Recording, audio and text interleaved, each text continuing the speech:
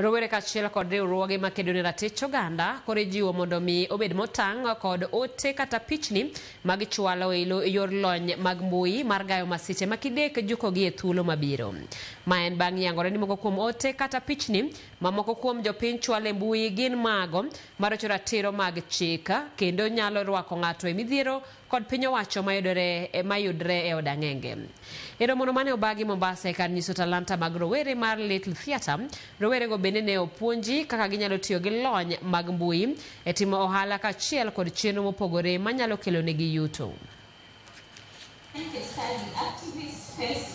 Mafunzo haya yanakuja kueleza jinsi gani ya wananchi ama vijana ama wanaharakati wanaweza kuprotect data yao, wanaweza kukuwa responsible kuhakikisha kwamba data yao iko safe, na vipi wanaweza kutrace back vitu zenye wameweza kuweka wazi katika mitandao ya kijamii na kuweza kuyatoa ili waweze kukuwa safe. Tumekuja leo kuelezea vile kutumia mitandao kwa haki bila kukosea watu heshima ama kuharibia watu majina, kuwa wakue watu wako accountable kwa ile kitu wanafanya, kwa sababu sasa kumetokea wanaharakati wale wanaitwa Gen Z ambao wana nguvu sana kwa mwili ya kufanya shughuli hizo.